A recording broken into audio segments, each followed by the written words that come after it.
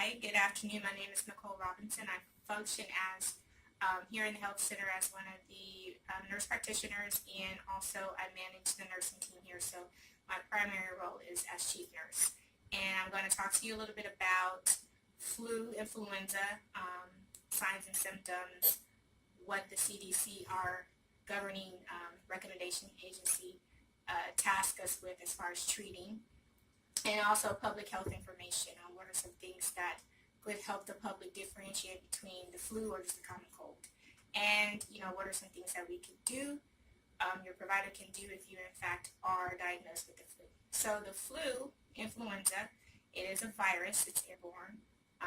It's disseminated through contact, droplets in the air, direct contact, coming behind someone that sneezed or coughed into the atmosphere.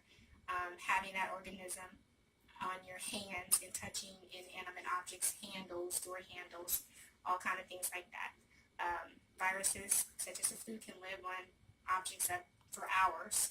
So that's why we really ask people to be mindful of their hand washing. That's the one true way to help protect yourself.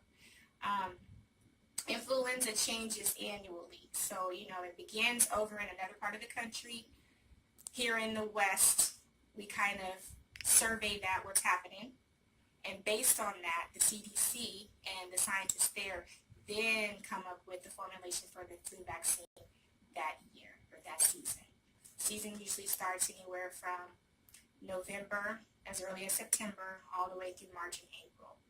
So those are the peak times where we're asking people to protect themselves and become immunized, especially populations, the older population, the infants and small children, are those that are immunocompromised with HIV, AIDS, cancer, things that are chronic diseases that if they happen to become infected with the flu can be devastating to them. Signs and symptoms of influenza is very tricky. However, there are some very specific signs that quickly, if you have them, from a provider's perspective, it's easy to kind of tell, okay, I'm looking more towards the flu. Body aches, fever, grade fever like 102 that comes on all of a sudden. Okay, some people 104, 100.4, all the way up towards 102. Everybody's different. The fatigue and the body aches are like the hallmark signs of what may be, in fact, influenza and not a common cold. Nausea, vomiting, headache. I just don't feel well. I feel like I got hit by a truck.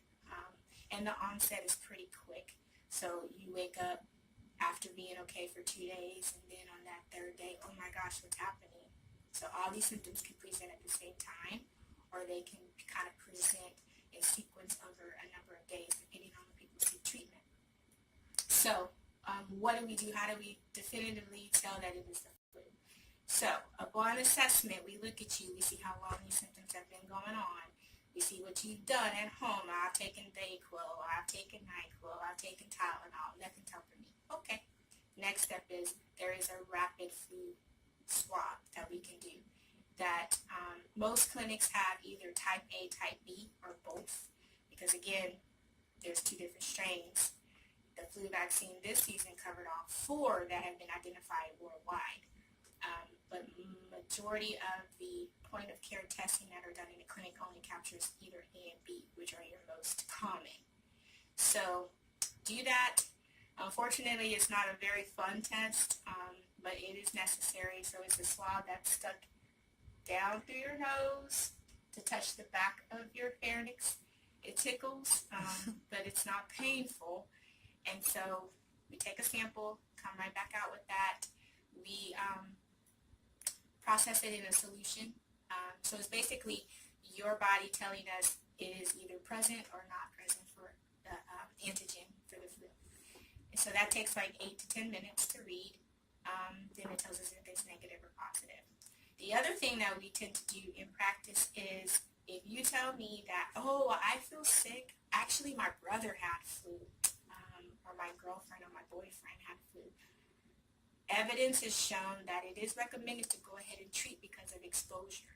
Depending on where you come in to see a provider based on your symptoms, you may not have just manifested any symptoms yet. So depending on if you in fact have positive exposure, we can treat with the medication called Tamiflu. Now there are specific guidelines on that. If you come in complaining about your symptoms and it's been 5 or 6 days ago, then unfortunately prescribing that medication to you would not have the most benefit because you more than likely have already been colonized, if you will.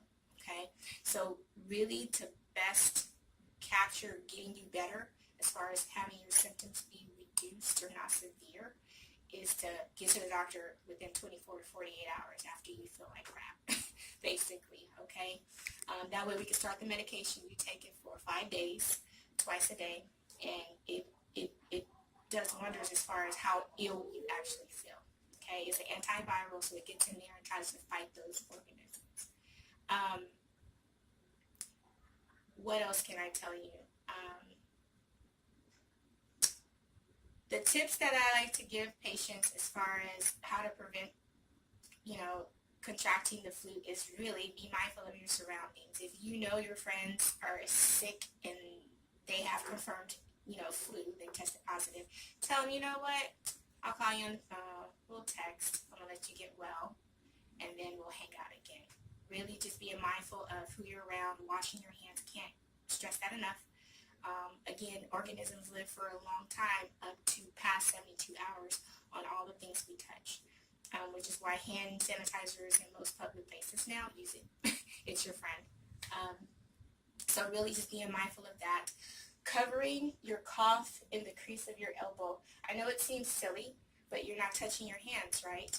Your clothes, you can take them off, wash them, do whatever, but your hands are still protected and you're going to wash them anyway, right? So that is a true, actual, safe way to get the cough out and go ahead and just contaminate the sleeve of your arm. Also, vaccinations. Vaccinations, there's plenty of research out there for all people who are, skeptical about, well, I'm going to get sick if I get the vaccine. It's a fallacy. It's a misnomer because it's an inactivated vaccine. What happens is some people are truly sensitive to the vaccine, and what happens, their immune response slightly mimics them feeling ill, but that's their body working. So you don't have the flu. Your immune system is doing what it needs to do. It's recognizing that antigen and it's building up antibodies. Okay? It takes about 2 weeks, 14 days from the time you get immunized to the time you have full protection. Okay, depending on your age, some people need to get 2 vaccines. We split it up.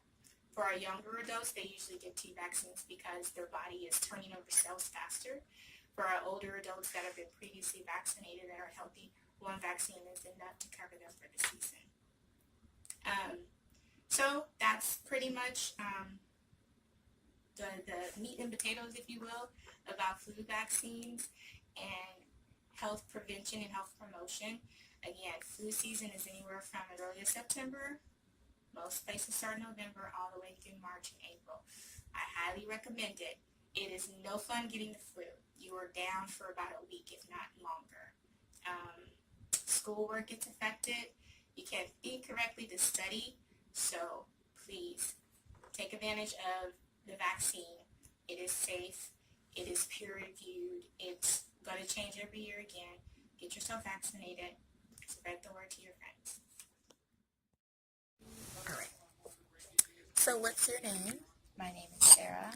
And what is your classification? I'm a senior. You said that you have the flu. When did you have the flu? I think I had it back in like February. Yeah. Okay, what did you use to